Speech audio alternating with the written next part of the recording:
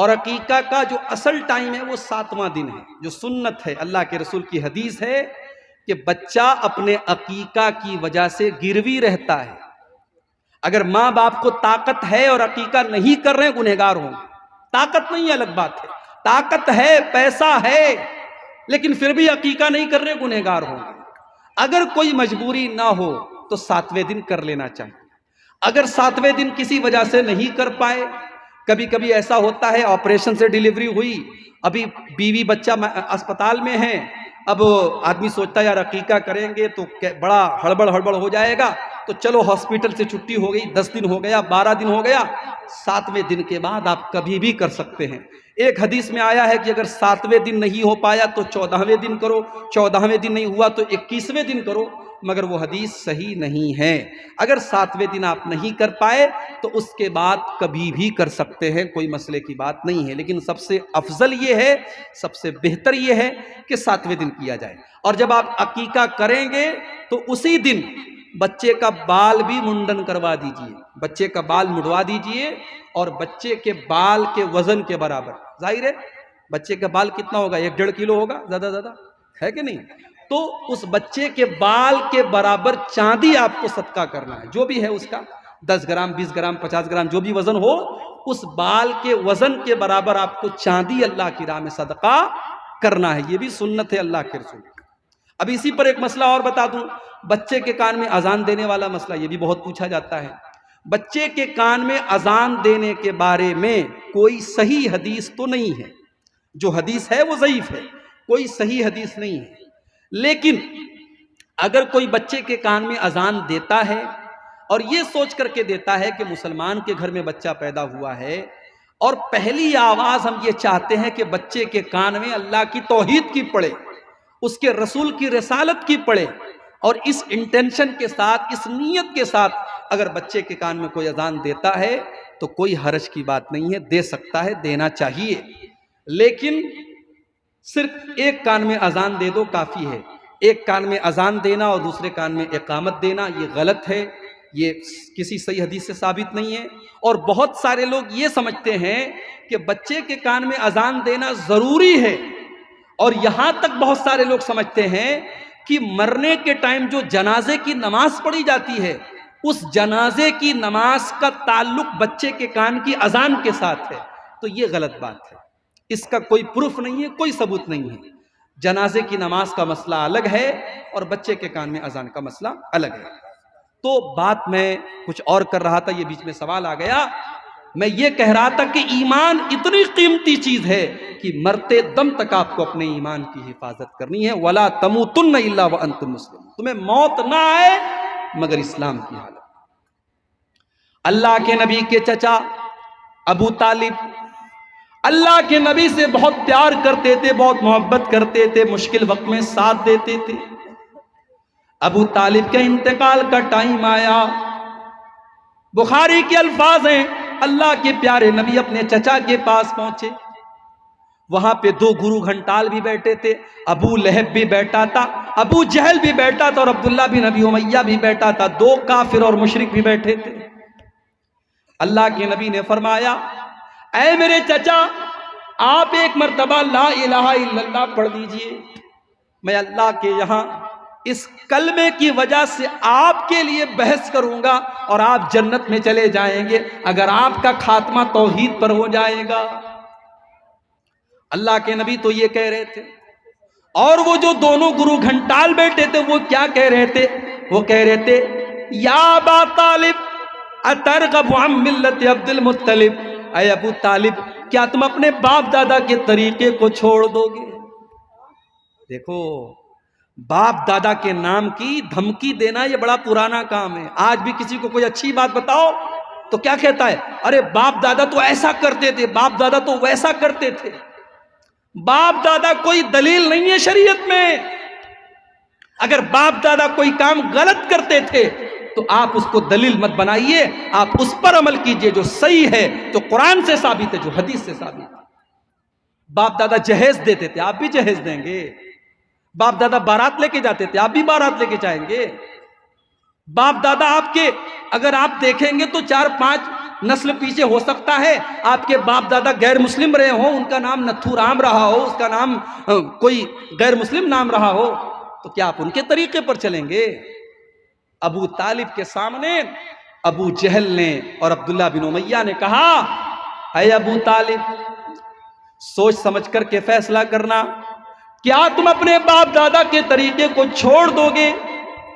بخاری کے الفاظ ہیں، ابو طالب کی زبان سے جو آخری جملہ نکلا وہ کیا نکلا؟ علی ملت عبد المطلب، میں اپنے باپ کے طریقے پر دنیا سے جا رہا ہوں۔ ابو طالب نے کلمہ نہیں پڑھا، ابو طالب ایمان نہیں لائے۔ اللہ کے نبی فرماتے ہیں، جب میرے چچا کا انتقال ہو گیا میں نے اللہ سے دعا کی کہ اللہ تو میرے چچا کو معاف کر دے۔ اللہ نے فرمایا، اے میرے نبی، ہم تیرے چچا کو معاف نہیں کر سکتے کیونکہ وہ ایمان کے اوپر دنیا سے نہیں گئے۔ کتنی بڑی بات ہے، اللہ نے ہم سب کو ایمان والا بنایا ہے۔ ارے فٹیچر ہیں، پھٹے حال ہے، غریب ہیں، کمزور ہیں، کچھ نہیں ہمارے پاس، اگر ایمان ہے تو ہم سے بڑا کوئی دولت والا نہیں ہے۔ اپنے ایمان کی حفاظت کرو میرے بھائی، یہ ایمان اتنی بڑی چیز ہے۔ صحیح مسلم کے الفاظ ہیں، اللہ کے نبی اپنی ماں کی قبر پر جاتے ہیں، صحابہ بھی آپ کے ساتھ میں۔ ماں کی قبر پہ جانے کے بعد جب آپ اپنی ماں کی قبر پہ جاتے ہیں، 6 سال کی عمر میں آپ نے ماں کو کھو دیا تھا۔ ماں کا پیار آپ کو یاد آتا ہے، ماں کی ممتا آپ کو یاد آتی ہے۔ آپ تو پیدا ہوئے تھے، باپ کا سایہ بھی نہیں تھا، اور 6 سال کی عمر میں اللہ نے آپ کی ماں کو بھی اٹھا لیا تھا۔ آپ تو یتیم تھے، اور یتیم کا درد آپ سے بہتر کون سمجھ سکتا تھا؟ آپ اپنی ماں کی قبر پہ جب گئے، ماں کو یاد کیا، بچپن کا زمانہ یاد آیا، ماں کی ممتا یاد آئی، ماں کا پیار یاد آیا، آپ کا دل بھر آیا، آپ کی آنکھوں سے آنسو بہنے لگے، آپ رونے لگے، اور آپ کے صحابہ بھی آپ کو روتا ہوا دیکھ کر کے رونے لگے۔ پھر آپ نے روتے روتے اپنے صحابہ سے فرمایا، اے میرے صحابہ، میں نے اپنے اللہ سے اجازت مانگی تھی کہ میں اپنی ماں کے لیے مغفرت کی دعا کرنا چاہتا ہوں، اللہ نے مجھے اپنی ماں کے لیے مغفرت کی دعا کرنے کی اجازت نہیں دی۔ سوچ لو، اگر ہماری ماں مسلمان ہے اور ہمارا باپ مسلمان ہے اور ہماری ماں دنیا سے اسلام کی حالت میں جاتی ہے، تو کم سے کم ہم جب دعا کے لیے ہاتھ اٹھاتے ہیں تو کم سے کم ہم یہ دعا تو کر سکتے ہیں، رب ارحمہما کما ربیانی صغیرا، پروردگارا تو میرے ماں باپ پر رحم فرما جس طرح بچپن میں انہوں نے مجھے پالا ہے۔ بڑی قربانیاں دیتے ہیں میرے بھائیوں ماں باپ، بڑی قربانیاں دیتے ہیں، بڑی تکلیفیں اٹھاتے ہیں۔ ان تکلیفوں کو جب آپ باپ بنیں گے، جب آپ ماں بنیں گی، تب آپ کو احساس ہوگا۔ اس لیے ماں باپ کا دل مت دکھانا، اپنا نقصان کر لو، اپنا گھاٹا سہ لو، مگر ماں باپ کا دل مت دکھانا۔ تم نے دنیا میں ماں باپ کی آنکھوں میں اگر آنسو لائے، تم نے ماں باپ کو اگر رلایا، اللہ کے پیارے نبی فرماتے ہیں، اثنان یعجلہم اللہ فی الدنیا، 2 گناہ ایسے ہیں جن کی سزا اللہ تعالیٰ دنیا ہی کے اندر دے دیتا ہے۔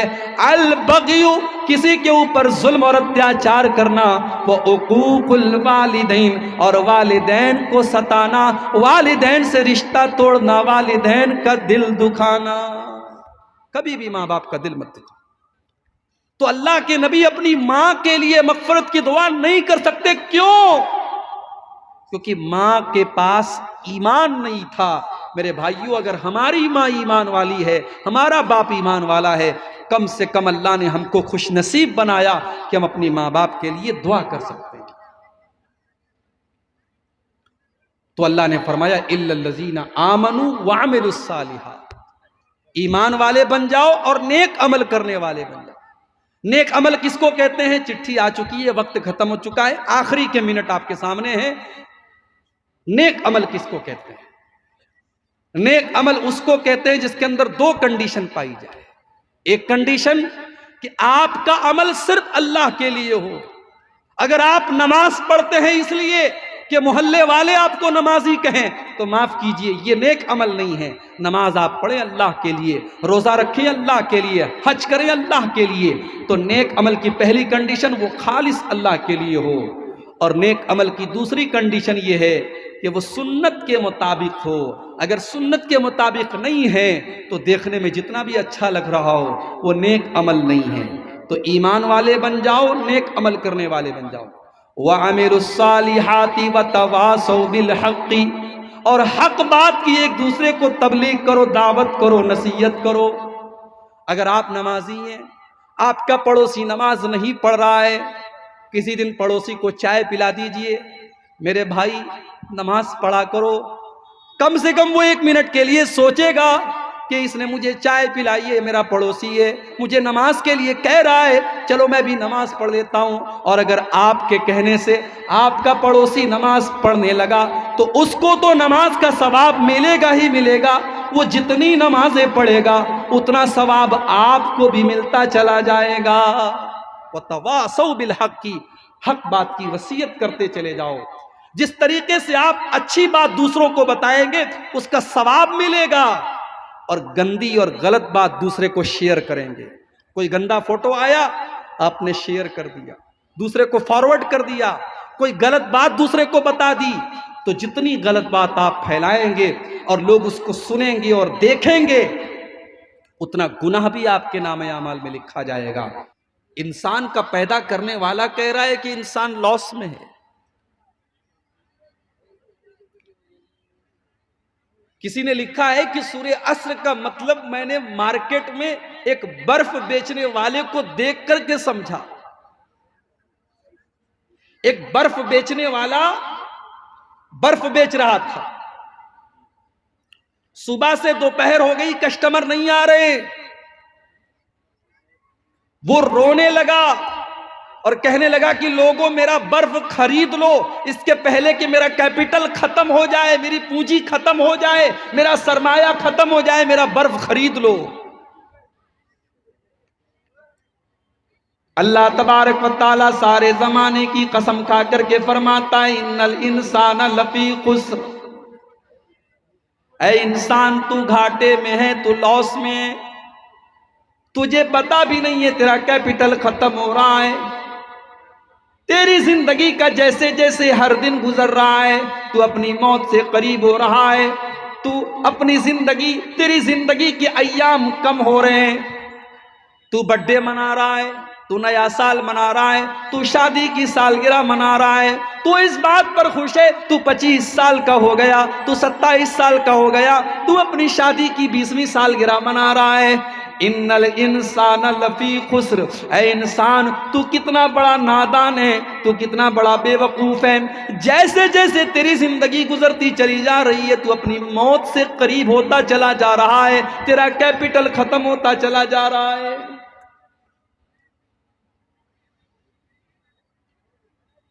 نیا سال آتا ہے نا، دسمبر کی 31 تاریخ کو بڑا جشن مناتے ہیں لوگ، سڑکوں پر ہیپی نیو ایئر لکھا جاتا ہے، ہوٹلوں میں بکنگ ہوتی ہے، ڈانس ہوتا ہے، ناچ گانا ہوتا ہے، کیا کیا ہوتا ہے۔ کسی نے بڑا اچھا شعر کہا ہے، ایک اور اینٹ گر گئی دیوار حیات سے، ایک اور اینٹ گر گئی دیوار حیات سے، ناداں یہ کہہ رہے ہیں نیا سال مبارک۔ نیا سال کے کا آنا ہم یہ سمجھتے ہیں کہ ہم تو بہت خوش ہیں کہ 2023 آنے والا ہے، 22 ختم ہو جائے گا، لیکن انسان یہ نہیں سوچتا ہے کہ اس کی زندگی کی دیوار میں سے ایک اینٹ اور گر گئی، اس کی عمر اور کم ہو گئی، وہ اپنے مالک کے اور قریب ہو گیا۔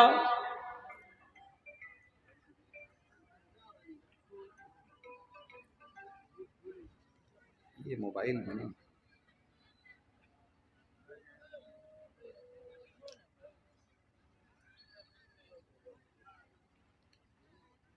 ایک اسکول میں بچہ پڑھتا ہے، مدرسے میں بچہ پڑھتا ہے، سال بھر وہ محنت کرے یا نہ کرے، لیکن جب ایگزام کا ٹائم آتا ہے تو بڑے سے بڑے گدھے قسم کے اور گھامڑ قسم کے بچے بھی جو ہوتے ہیں وہ محنت کرتے ہیں، کیونکہ ان کو یہ ڈر ہوتا ہے کہ اگر میں نے محنت نہیں کی اور میں نے ایگزام میں امتحان میں پاس نہیں ہوا تو میرا سال برباد ہو جائے۔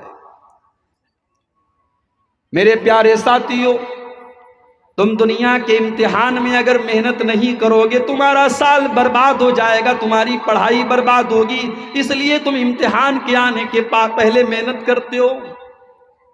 غور کرو کہ ایک امتحان ایسا بھی ہے جو ہم سب کو دینا ہے، اور وہ امتحان کب دینا ہے؟ وہ قبر میں جا کر کے دینا ہے، وہ اللہ تعالیٰ کے یہاں جا کر کے دینا ہے، اور وہ امتحان کب ہوگا کسی کو نہیں معلوم، اس لیے کہ موت کا فرشتہ تو کبھی بھی آ سکتا ہے۔ انسان کتنا بڑا نادان ہے، وہ دنیا کے امتحان کے لیے تو محنت کرنے کو تیار ہے، جبکہ اس میں صرف اس کا سال برباد ہوگا، اس کی پڑھائی برباد ہوگی۔ یہ تو ایک ایسا امتحان ہے، اگر اس امتحان میں ہم ناکام ہو گئے، ہم فیل ہو گئے تو ہماری دنیا بھی برباد ہو جائے گی اور آخرت بھی برباد ہو جائے گی۔ اسی لیے اللہ نے قرآن کے 17ویں پارے کی پہلی آیت میں فرمایا اقترب للناس حسابهم وهم في غفلة معرضون، او لوگو تمہارے حساب کا ٹائم قریب آ چکا ہے، تمہارے امتحان کا ٹائم قریب آ چکا ہے، لیکن پھر بھی تم غافل پڑے ہوئے ہو، پھر بھی تمہیں کوئی چنتا نہیں، کوئی فکر نہیں، کوئی ٹینشن نہیں۔ دنیا میں جو سخت قسم کا ٹیچر ہوتا ہے وہ بچوں کو امتحان کے بارے میں کچھ نہیں بتاتا، بچے پریشان ہوتے ہیں کہ صاحب ہمیں تو پوری کتاب پڑھنا ہے، ٹیچر نے کچھ بتایا نہیں کہ ایگزام میں کیا پوچھا جائے۔ او لوگو، ہمارا رب تو اتنا کریم ہے، اتنا دیالو ہے، اتنا کرپالو ہے، اتنا مہربان ہے، اس نے قیامت کے دن جو پرچہ دیا جائے گا، جو پیپر دیا جائے گا، جو سوال کیا جائے گا، اس نے پرچہ تو پہلے ہی آؤٹ کر دیا ہے، اس نے سوال تو پہلے ہی بتا دیا ہے۔ لا تزول قدم ابن آدم من عند ربہ یوم القیامہ، قیامت کے دن انسان اپنی جگہ سے ہل نہیں سکتا جب تک 5 سوالوں کا جواب نہ دے۔ 5 سوالوں کا جواب دیے بغیر رحیمی صاحب بھی ٹل نہیں پائیں گے، عبدالغفار صاحب بھی ٹل نہیں پائیں گے، منور حسین صاحب بھی ٹل نہیں پائیں گے، بھرسیا کا ایک معمولی آدمی بھی ٹل نہیں پائے گا، پڑھا لکھا بھی نہیں ٹلے گا، ان پڑھ بھی نہیں ٹلے گا، امیر بھی نہیں ٹلے گا، غریب بھی نہیں ٹلے گا۔ لا تزول قدم ابن آدم من عند ربہ یوم القیامہ، آدم کے ہر بیٹے کو جواب دینا پڑے گا 5 سوالوں کا۔ پہلا سوال ان عمرہ فیما افناہ، میرے بندے تو نے اپنی زندگی کو کہاں گزارا؟ 60 سال کی زندگی ملی تھی، 70 سال کی زندگی ملی تھی، تو نے تو اپنے آپ، تو تو پیدا نہیں ہو گیا، تجھے اللہ نے پیدا کیا۔ اللہ چاہتا تجھے ماں کے پیٹ میں ختم کر دیتا، تو کیا کر سکتا تھا؟ تجھے اللہ نے صحیح سلامت پیدا کیا، تیرے دونوں کان برابر بنائے، تیری ناک صحیح بنائی، تیرا چہرہ خوبصورت بنایا، تیرے بال اچھے بنائے، تجھے انسان بنایا، تجھے پھر زندگی دی، بچپن دیا، جوانی دی، بڑھاپا دیا۔ ان عمرہ فیما افناہ، پہلا سوال تو نے اپنی زندگی کو کہاں گزارا؟ دوسرا سوال وعن شبابہ فیما ابلاہ، میرے بندے تو نے اپنی جوانی کے دور کو کہاں گزارا؟ تو 20 سال سے لے کر کے 40 سال کے دور میں تو کیا کرتا رہا؟ شراب پیتا رہا، زنا کرتا رہا، کالی پوجا کے ڈانس میں جا کر کے ڈانس دیکھتا رہا، کیا کرتا رہا تو؟ پوچھے گا اللہ، بتا تو نے اپنی جوانی کو کہاں گزارا؟ وعن شبابہ فیما ابلاہ، تو نے اپنی جوانی کو کہاں گزارا؟ بڑے پکے اہل حدیث ہیں، کیا مجال کے نماز میں سینے پر ہاتھ نہ باندھیں؟ کیا مجال کی آمین کی آواز تھوڑی آہستہ سے آ جائے؟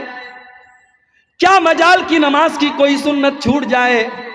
او لوگو تم نے اہل حدیث کا مطلب ہی نہیں سمجھا. اہل حدیث صرف نماز میں سینے پر ہاتھ باندھنے والے کو نہیں کہتے. اہل حدیث صرف زور سے آمین کہنے والے کو نہیں کہتے. اہل حدیث تو اس کو کہتے ہیں جس کا اوڑھنا، جس کا بچھونا، جس کا چلنا، جس کا پھرنا، جس کی زندگی حدیث کے مطابق ہو جائے، سنت کے مطابق ہو جائے. آج شراب کے اڈوں پر تم نظر آ رہے ہو اور اپنے آپ کو اہل حدیث کہتے ہو. شرم آنی چاہیے. تم نے اپنی جوانی کو کہاں گزارا؟ وَعَنْ شَبَابِهِ فِيمَا أَبْلَىٰ. تو اپنی جوانی کا حساب دے میرے بندے، تو نے اپنی جوانی کو کہاں گزارا؟ اتنا بڑا علاقہ ہے، ذرا گھر گھر جا کر کے سروے کر لو، ہر گھر سے سروے کر لو. میں بچوں کی بات نہیں کر رہا، میں بڑوں کی بات کر رہا ہوں. ہر گھر سے سروے کر لو.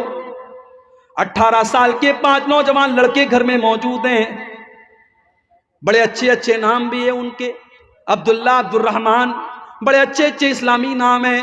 گھروں میں جا کر کے سروے کر لو، پوچھو بھائیو کیا تم مسجد میں نماز پڑھنے آتے ہو؟ نہیں صاحب، تھوڑی کوتاہی ہے، جمعہ تو آتے ہیں، 5 ٹائم میں نہیں آتے ہیں.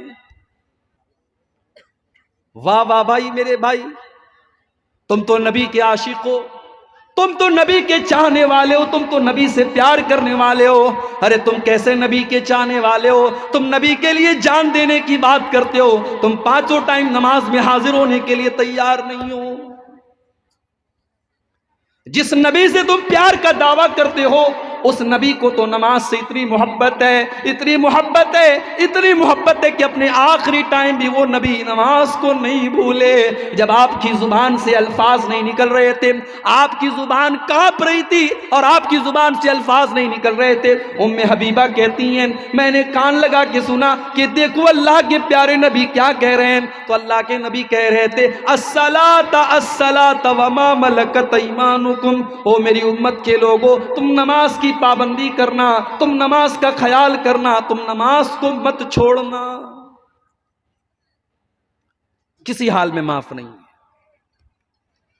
ابھی ایک بی جے پی کی کسی ایم ایل اے نے ایک فوٹو ڈال دی صاحب، ٹرین میں کچھ ہمارے بھائی لوگ نماز پڑھ رہے تھے، راستے میں جو ٹرین میں بیچ میں راستہ ہوتا ہے، پیسج ہوتا ہے، جماعت بنا کے نماز پڑھ رہے ہیں.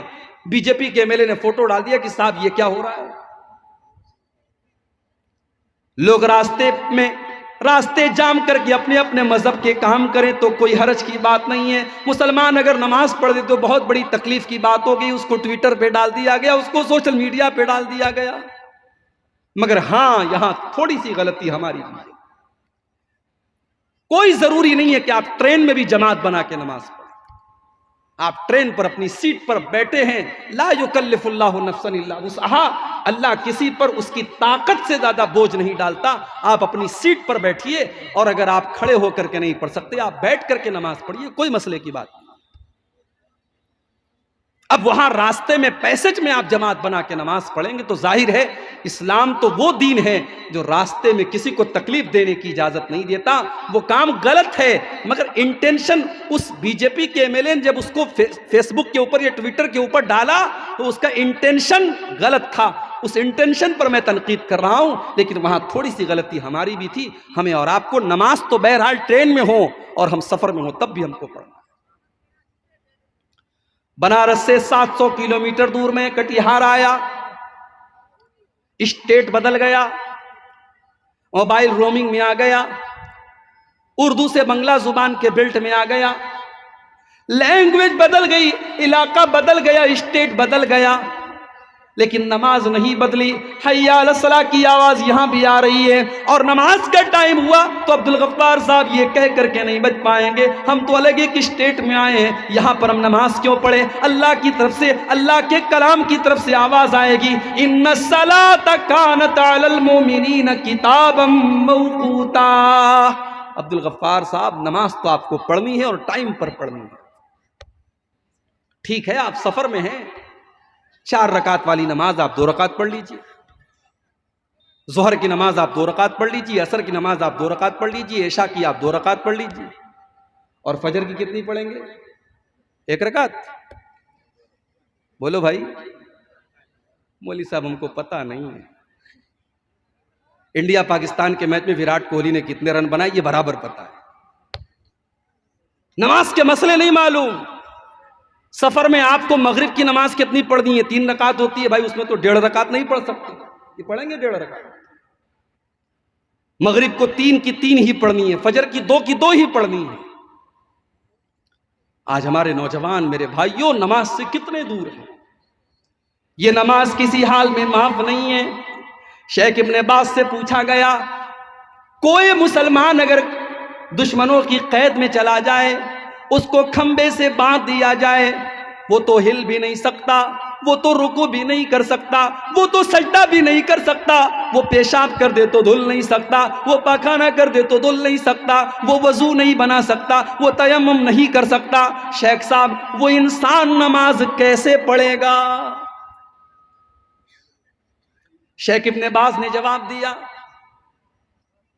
جب نماز کا ٹائم ہو جائے گا وہ اسی حال میں، اس کے دونوں ہاتھ اور پیر بندھے ہوئے، وہ اسی حال میں اپنی آنکھوں کے اشارے سے تسبیح کرے گا، اپنی آنکھوں کے اشارے سے نہ دعائیں پڑھے گا، وہ اپنی آنکھوں کے اشارے سے پوری نماز پڑھے گا. اس لیے کہ اللہ نے قرآن میں فرمایا فَاتَّقُوا اللَّهَ مَا اسْتَطَعْتُمْ، اللہ سے ڈرو جتنی تمہارے اندر طاقت ہے. وہ بیچارہ وضو نہیں کر سکتا، وہ تیمم نہیں کر سکتا، وہ رکوع نہیں کر سکتا، وہ سجدہ نہیں کر سکتا، وہ جس حال میں اسی حال میں نماز پڑھے گا. معاف نہیں ہے یہ نماز، ہمارے اوپر معاف ہے. ہماری دکان ہے مارکیٹ میں، بغل میں مسجد ہے، اذان کی آواز آ رہی ہے، ہم دکان چھوڑ کر کے نماز پڑھنے کے لیے تیار نہیں. میرے پیارے ساتھیوں اپنی دکان سے کہہ دو، اپنے کام سے کہہ دو کہ نماز کا ٹائم ہے. نماز سے مت کہو کہ میری دکان کا ٹائم ہے. رجال لا تلہیہم تجارت ولا بیع عن ذکر اللہ، اللہ کے نیک بندے، اللہ کے مومن بندے نماز کی وجہ سے، اپنے کام کی وجہ سے کبھی نماز کو نہیں چھوڑتے. وہ نماز کی وجہ سے اپنے کام کو چھوڑ دیتے ہیں. اللہ کے پیارے نبی کبھی بد دعا نہیں کرتے تھے. آپ نے دشمنوں کے لیے بھی بد دعا نہیں کی، مگر جب آپ کی زندگی میں ایک مرتبہ ایسا ہوا کہ آپ کی عصر کی نماز قضا ہو گئی. جنگ خندق کا موقع تھا، دشمنوں سے لڑائی چل رہی تھی، عصر کا ٹائم ہو گیا، لڑائی کنٹینیو ہوئے، لڑائی چل رہی ہے. مغرب کا ٹائم ہو گیا، سورج غروب ہو گیا اور اللہ کے پیارے نبی کی عصر کی نماز قضا ہو گئی. آپ نے بد دعا دیتے ہوئے فرمایا ملأ اللہ بیوتہم وقبورہم نارا شغلونا عن الصلاة الوسطی، اللہ تعالیٰ ان کے گھروں کو جہنم کی آگ سے بھر دے، ان کی وجہ سے ہماری عصر کی نماز قضا ہو گئی. اتنی محبت تھی اللہ کے نبی کو نماز. سوموار کے دن آپ کا انتقال ہوا. آخری نماز آپ نے فجر کی دیکھی. فجر کی نماز کا ٹائم ہے، ابو بکر صدیق نماز پڑھا رہے ہیں، صحابہ پیچھے نماز پڑھ رہے ہیں. اللہ کے پیارے نبی کی طبیعت کچھ بہتر محسوس ہوئی. آپ کھڑے ہوئے، حجرہ عائشہ کا پردہ ہٹایا، سامنے صفیں لگی ہوئی ہیں، صحابہ نماز پڑھ رہے ہیں. نبی اکرم نے اپنے صحابہ کو نماز پڑھتے ہوئے دیکھا، آپ کے چہرے پر مسکراہٹ آ گئی، آپ ہنسنے لگے، مسکرانے لگے. آپ کے دل کو سکون پہنچا. میری امت میرے بعد بھی نماز پڑھے گی، میری امت کے لوگ میرے بعد بھی نماز کو قائم رکھیں گے، میرے مشن کو قائم رکھیں گے، میرے کام کو جاری رکھیں گے، نماز بند نہیں ہوگی. آپ کے چہرے پر مسکراہٹ پھیل گئی. صحابہ کرام نماز پڑھ رہے ہیں. اچھا جس کو جس سے محبت ہوتی ہے نا، اس کی موجودگی کا احساس وہ کر لیتا ہے. صحابہ نے نماز کی حالت میں محسوس کر لیا کہ اللہ کے نبی اپنے حجرے کے دروازے تک آئے. صحابہ کہتے ہیں کہ ہمیں ڈر محسوس ہوا کہ کہیں ہماری نماز نہ خراب ہو جائے. ابو بکر صدیق کو بھی محسوس ہو گیا، وہ پیچھے ہٹنے لگے. اللہ کے پیارے نبی نے اشارہ کیا کہ نماز کو کنٹینیو رکھو اور آپ نے دوبارہ پردہ گرا دیا. صحابہ کہتے ہیں یہ آخری دیدار تھا جو ہم نے اللہ کے پیارے نبی صلی اللہ علیہ وسلم کا کیا تھا. اتنی محبت تھی میرے بھائیوں نماز سے۔ ہمارا نوجوان نماز نہیں پڑھتا، نماز پڑھے گا کیسے؟ یہ دارو پیتا ہے، نماز کہاں سے پڑھے گا؟ یہ جوا کھیلتا ہے، نماز کہاں سے پڑھے گا؟ شراب کے اور جتنے نقصان ہیں وہ سب تو ایک طرف ہے، جو شرابی ہوگا وہ نمازی نہیں بن سکتا، اور جو نمازی بنے گا وہ شرابی نہیں بن سکتا۔ اسی لیے اللہ قرآن میں کہتا ہے انما یرید الشیطان ان یوقع بینکم العداوۃ والبغضاء فی الخمر والمیسر ویصدکم عن ذکر اللہ وعن الصلاۃ۔ میرے بندو، شیطان تو یہی چاہتا ہے تم شراب کے عادی بن جاؤ، تم جواری بن جاؤ۔ جب تم شرابی اور جواری بن جاؤ گے تو آپس میں تم لڑائی کرو گے اور نماز سے تم دور ہو جاؤ گے۔ ارے ہم تو محمد رسول اللہ کے امتی ہیں۔ یہ کام نتیش کمار کا نہیں تھا کہ شراب پر پابندی لگائیں، یہ کام تو مسلمان کا تھا۔ مسلمانوں کے گاؤں میں بڑے بڑے بورڈ لگے ہونے چاہیے تھے کہ یہ ہمارا گاؤں ہے، یہاں شراب کا اڈا نہیں کھلے گا۔ شراب بندی یہ بہار گورنمنٹ کا کام نہیں تھا، یہ مسلمان کا کام تھا میرے بھائی۔ یہ ہمارے مذہب کی تعلیم ہے، یہ ہمارے دھرم کی تعلیم ہے کہ ہمیں شراب کو ہاتھ نہیں لگانا تھا۔ عثمان غنی کہتے تھے اجتنبوا الخمر، او لوگو شراب سے بچو، فإنها ام الخبائث، اس لیے کہ شراب بہت ساری برائیوں کی جڑ ہے، بہت ساری برائیوں کی جڑ ہے۔ عثمان غنی بیان کرتے ہیں پہلے کے دور میں ایک آدمی تھا، بہت اللہ والا تھا، بہت نیک تھا، بہت متقی تھا، بہت پرہیزگار تھا۔ اس دور کی ایک فاحشہ عورت نے، ایک بدچلن عورت نے اس کو اپنے جال میں پھنسانے کی کوشش کی۔ اس نے اپنی ایک لونڈی کو بھیجا، لونڈی آئی، حضرت چلیے ہماری مالکن نے آپ کو بلایا ہے۔ کیا بات ہے، کیا کام ہے؟ وہ کچھ گواہی دینا ہے، بڑا بہت امپورٹنٹ کام ہے، بڑا اہم کام ہے، آپ کو گواہی دینا ہے، چلیے آپ۔ حضرت بیچارے سیدھے سادے تھے، چل دیے۔ اب جب حضرت پہنچے اس عورت کے گھر میں تو حدیث کے الفاظ ہیں، لونڈی جب اندر گئی دروازہ بند، اور اندر گئی دوسرا دروازہ بند، اور اندر گئی تیسرا دروازہ بند، 7 دروازوں کے اندر لے کے گئی۔ لاسٹ میں کمرہ تھا، کمرے میں وہی بدچلن عورت تھی، خوبصورت عورت تھی، اور ایک چھوٹا سا بچہ تھا جس کے بغل میں، جس کے بازو میں چاقو رکھا ہوا تھا، اور ایک شراب کا جام تھا، شراب کی بوتل تھی اور گلاس رکھا ہوا۔ عورت نے کہا تمہیں 3 میں سے کوئی ایک کام کرنا ہے، یا تو تم میرے ساتھ زنا کرو، یا تم اس بچے کو قتل کر دو، یا تم شراب کا ایک پیالہ پی لو۔ اس نے سوچا زنا تو بہت بڑا گناہ ہے، بچے کو قتل کرنا اس سے بڑا بھی گناہ ہے، اس سے آسان کام یہ ہے کہ میں شراب پی لیتا ہوں۔ غور سے سننا میرے وہ بھائیوں جو زندگی میں کبھی شراب کے قریب گئے ہو، بڑے درد کے ساتھ یہ واقعہ بیان کر رہا ہوں۔ عثمان غنی رضی اللہ تعالیٰ عنہ کہتے ہیں اس انسان نے سوچا کہ شراب پینا یہ ہلکا کام ہے، چلو میں شراب پی لیتا ہوں۔ اس نے شراب کا ایک پیالہ اٹھایا، اس نے شراب کو پیا، شراب پینے کے بعد اس کو اور طلب محسوس ہوئی، اس نے کہا ایک اور پیالہ پلاؤ، اس نے ایک اور پیالہ پیا، یہاں تک کہ شراب کو ختم کر دیا، اور جب نشے میں ہو گیا اس نے اس عورت کے ساتھ زنا بھی کیا اور اس بچے کو قتل بھی کر دیا۔ عثمان غنی کہتے ہیں لوگوں، شراب کی لت اور ایمان ایک دل میں اکٹھا نہیں رہ سکتے۔ اگر شراب کی لت لگ جائے تو ایمان نکل جاتا ہے، اور ایمان ہے تو شراب کی لت نکل جاتی ہے۔ یہاں اس مجلس میں اگر کوئی ہمارا بھائی بیٹھا ہو جس کو اللہ نے اس بری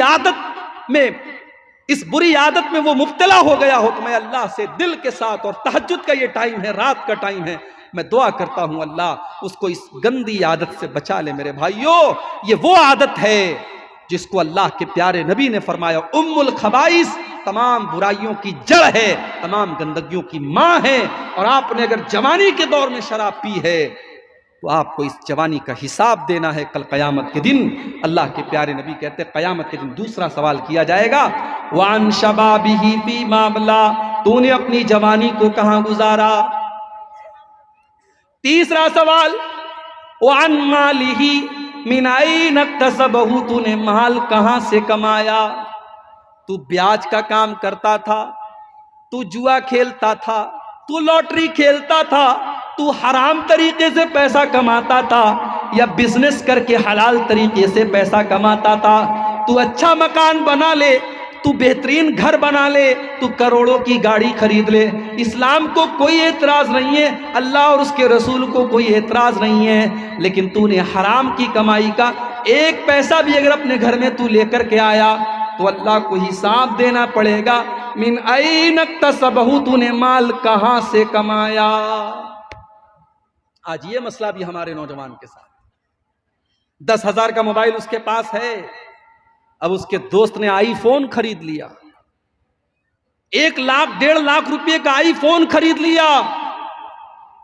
एक साहब मुझसे कहने लगे, अरे शेख साहब आप इतने बड़े मुकर्रिर हैं, जलसों में जाते हैं, आपको तो आईफोन लेना चाहिए। मैंने कहा भाई साहब मोबाइल उतना ही महंगा लो कि कभी खो जाए तो हार्ट अटैक ना हो। आईफोन अगर किसी के पास है और अल्लाह ना करे कभी चोरी हो जाए तो बेचारा, हम लोगों का मोबाइल अगर खो जाए तो चलो 10,000 गया और आईफोन चला गया तो 1 लाख 1.5 लाख चला गया। मैंने कहा इतना बड़ा रिस्क मैं नहीं ले सकता। तो आईफोन, अब दोस्त ने आईफोन खरीद लिया, अब आपका दिल देख करके मचल रहा है, अब आपने कहा यार क्या करें, चलो जुए में लगा देते हैं, 10,000 रुपया लगा देते, हो सकता है हम 1 लाख रुपया कमा ले और हम भी आईफोन खरीद लें। 10,000 रुपया आपने लगाया और जुए में आप हार गए, आपको और अच्छा जुआ एक ऐसी चीज है, आपने 10,000 लगाया और हार गए तो यहां पर मामला रुकेगा नहीं, आप 10,000 और लाएंगे, घर के सामान बेच कर लाएंगे, बीवी का जेवर बेच करके लाएंगे, घर की जरूरी चीजें बेच करके। जुए की लत एक ऐसी लत होती है कि जैसे जैसे आप आगे बढ़ेंगे वो दलदल की तरह उसमें धंसते चले जाएंगे। मेरे प्यारे साथियों, इस कमाई का हिसाब भी अल्लाह के आपको देना पड़ेगा। वअन मालिही मिन ऐन इक्तसबहु, माल आपने कहां से कमाया? और चौथा सवाल, वफीमा अनफक़हु, माल आपने कहां खर्च किया? और 5वां सवाल होगा, वमाज़ा अमिल फीमा अलिमा, मेरे बंदे तूने जो मालूमात हासिल की, तूने जो इल्म हासिल किया, जलसा चल रहा था, बड़े बड़े उलमा तकरीर करने आए थे, रात को 3 बजे तक तूने तकरीरें सुनी थी, तूने उस तकरीर के ऊपर कितना अमल किया था? तूने जो इल्म हासिल किया उस इल्म के ऊपर तूने अमल कितना किया? इसका भी तुझको हिसाब अल्लाह के यहाँ देना पड़ेगा। इसीलिए हमारे बहुत सारे भाई कहते हैं साहब हम जलसे में नहीं जाएंगे, हम दीन का इल्म सीखेंगे ही नहीं, जितना सीखेंगे उतना हिसाब देना पड़ेगा। मेरे भाइयों, ये दूसरी गुमराही है। इल्म दीन सीखना फर्ज है आपके ऊपर। अल्लाह के यहाँ आप ये कह करके नहीं बच सकते कि हम तो सीमांचल में पैदा हुए थे, कटिहार में पैदा हुए थे, हमारे इलाके में बड़े छोटे छोटे मदरसे थे, बहुत बड़ा इदारा नहीं था, हम ज़्यादा तालीम हासिल नहीं कर पाए। दीन का जो बेसिक इल्म है, दीन का जो ज़रूरी इल्म है, वो कटिहार और सीमांचल के मुसलमान से भी पूछा जाएगा और यूपी के मुसलमान से भी पूछा जाएगा और दुनिया के हर मुसलमान से और हर मोमिन को कब्र के अंदर सवाल का जवाब देना पड़ेगा। तेरा रब कौन है, तेरा दीन क्या है और तेरे नबी कौन है? इन 3 सवालों का जवाब हम सबको देना है मेरे प्यारे से। अब आ जाइए सूरह अस्र की तरफ। वल अस्र इन्नल इंसान लफी खुस्र, कसम है जमाने की बेशक सारे के सारे इंसान घाटे में। इल्लल्लज़ीना आमनू व अमिलुस्सालिहाति व तवासौ बिल हक़्क़ि व तवासौ बिस्सब्र। 4 चीजें अपने अंदर पैदा कर लो, तुम घाटे में नहीं रहोगे, तुम लॉस में नहीं रहोगे, तुम प्रॉफिट में रहोगे, तुम फायदे में रहोगे। 4 चीजें बस अपने अंदर पैदा कर लो। इल्लल्लज़ीना आमनू, तुम ईमान वाले बन जाओ। ईमान वाला किसको कहते हैं? ईमान वाला उसको कहते हैं जो मरते मर जाए मगर शिर्क ना करे, जो अपने माथे को गैरुल्लाह के दर पर न झुकाए, जो रब कहे तो अल्लाह को कहे, जो मुश्किल कुशा कहे तो अल्लाह को कहे, जो दस्तगीर कहे तो अल्लाह को कहे, जो गरीब नवाज कहे तो अल्लाह को कहे, जो गौसे आजम कहे तो अल्लाह को कहे, जो कुर्बानी करे तो अल्लाह के नाम की करे, जो कसम खाए तो अल्लाह के नाम की खाए, जो भरोसा करे तो अल्लाह की जात पर करे, जो डरे तो अल्लाह की जात से डरे। ईमान इसको कहते हैं। آج کل کا ایمان تو دیوالی کی مٹھائی میں بک جاتا ہے. دیوالی کا تہوار ہے، مسلمان کی دکان مارکیٹ میں ہے، بڑا سا بینر لگا لیا، تمام بھائیوں کو دیپاولی مبارک ہو، ماں لکشمی آپ کے اوپر اپنی کرپا کرے. ارے تیری ماں لکشمی کب سے ہو گئی رے؟ مسلمان اس قدر گر گیا، بھائی چارہ اور سدبھاؤ کے نام پر تو نے اپنے دین اور اپنے ایمان کو سے کمپرومائز کر لیا. اب یہ مسئلہ ایک الگ ہے کہ دیوالی کی مٹھائی کوئی غیر مسلم بھائی آپ کو دیتا ہے تو کھا سکتے ہیں کہ نہیں کھا سکتے. کچھ علماء کا کہنا ہے کہ کھا سکتے ہیں، کچھ علماء کا کہنا ہے کہ اگر اس دیوالی کی مٹھائی پر پوجا پاٹ نہیں ہوئی ہے آپ کھا سکتے ہیں، کیونکہ ایسی روایتیں ملتی ہیں کہ صحابہ نے مجوسیوں کے تہوار پر جو میٹھا آتا تھا اس کو کھایا ہے. لیکن علماء کی دوسری جماعت اور زیادہ تر علماء کا یہی کہنا ہے کہ وہ روایتیں ضعیف ہیں. اور دوسری بات یہ کہ دیپاولی تہوار کیوں منایا جاتا ہے بھائی؟ ہمارے ہندو بھائیوں کے یہاں یہ عقیدہ ہے کہ اسی دن شری رام چندر جی اپنا ونواس پورا کر کے ایودھیا آئے تھے اور اس کی خوشی میں پورے ایودھیا کو سجایا گیا تھا اور اس موقع پر پوجا ہوئی تھی. اسی پوجا کی یادگار میں دیپاولی منائی جاتی ہے. تو گویا کہ اللہ کے ساتھ شرک ہوا اور شرک کی خوشی وہ منا رہے ہیں. اور ہم جب یہ کہہ رہے ہیں کہ صاحب آپ کو یہ تہوار مبارک ہو تو گویا ہم دوسرے الفاظ میں یہ کہہ رہے ہیں کہ آپ اللہ کے ساتھ شرک کر رہے ہیں، یہ شرک آپ کو مبارک. ہمارے باپ کو کوئی برا بھلا کہے اور آ کر کے ہم کو شادی میں انوائٹ کرے تو ہم کہیں گے تو میرے باپ کو برا بھلا کہتا اور ہم تیری شادی میں جائیں گے؟ نہیں جائیں گے ہم تیری شادی. اور کوئی ہمارے رب کے ساتھ شرک کرے، ارے ہمیں تو ہمدردی ہونی چاہیے اس کے ساتھ، اس کو سمجھانے کی کوشش کرنی چاہیے. ہم بیٹھ کر کے اس کے ساتھ مٹھائی کھائیں گے تو اس کو کیسے اس سے روکیں گے میرے بھائی؟ اس لیے علماء کی اکثریت کہتی ہے کہ دیوالی کے موقع پر آپ مٹھائی کھانے سے پرہیز کریں. اور یہ مبارکباد دینا اور اس طریقے کے بورڈ لکھنا کہ ماں لکشمی آپ کے اوپر کرپا کرے، میرے بھائیوں یہ تو انسان کو شرک اور کفر تک لے کے جانے والی چیز ہے.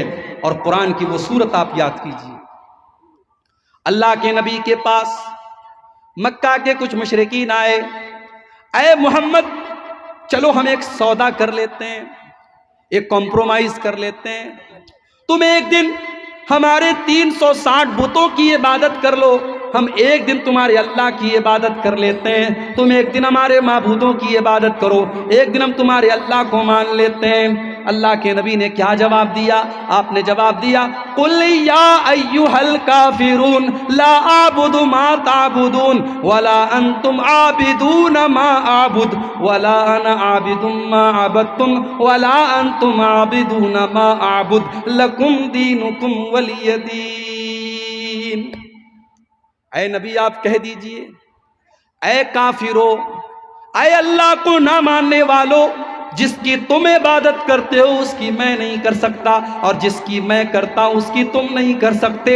نہ تو تم جس کی تم پوجا کرتے ہو نہ تو میں اس کی عبادت کر سکتا ہوں اور نہ جس کی میں عبادت کرتا ہوں نہ تم اس کی عبادت کر سکتے ہو. لکم دینکم ولی دین، تم اپنے دین پر چلو ہم اپنے دین پر چلیں گے، ہمارے تمہارے بیچ میں اس پر کوئی سمجھوتا نہیں ہو سکتا.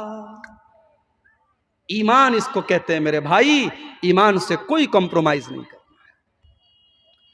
ایک مسلمان بیچارہ غریب ہے، مزدوری کر کے کھاتا ہے، اس کے پاس اچھا مکان بھی نہیں ہے، اس کے پاس دھن دولت بھی نہیں ہے، لیکن اللہ کی قسم کل قیامت کے دن وہ اس ارب پتی سے بہتر ہوگا جو توحید کے بغیر دنیا سے گیا ہے، جو ایمان کے بغیر دنیا سے گیا ہے. اللہ نے فرمایا ان الذین کفروا وماتوا وهم کفار فلن يقبل من احدهم ملء الارض ذهبا. وہ لوگوں جو بغیر توحید کے دنیا سے چلے گئے، جو کفر کی حالت میں دنیا سے چلے گئے، وہ زمین بھر کے سونا بھی اللہ کی بارگاہ میں لے کے آئیں گے تو زمین بھر کے سونا بھی قبول نہیں کیا جائے گا، کیونکہ تیرے پاس ایمان کی دولت نہیں ہے، توحید کی دولت نہیں ہے. الا الذین آمنوا، وہ لوگ بچ جائیں گے جو ایمان والے. اور یہ ایمان کی دولت اتنی بڑی دولت ہے کہ مرتے دم تک اس دولت کو سنبھال کے رکھنا ہے. فلا تموتن الا وانتم مسلمون، تمہیں موت نہ آئے مگر اسلام کی حالت میں۔ ساری زندگی انسان اگر توحید پر ہے اور مرنے کے ٹائم اگر اس کا خاتمہ شرک پر ہو گیا یا کفر پر ہو گیا تو اس کا بیڑا غرق ہو جائے گا، وہ برباد ہو جائے گا میرے بھائیوں۔ اس لیے اللہ نے کہا وَلَا تَمُوتُنَّ إِلَّا وَأَنْتُمْ مُسْلِمُونَ، تمہیں موت نہ آئے مگر اسلام کی حالت میں، تمہیں مرتے دم تک اپنی توحید کی حفاظت کر۔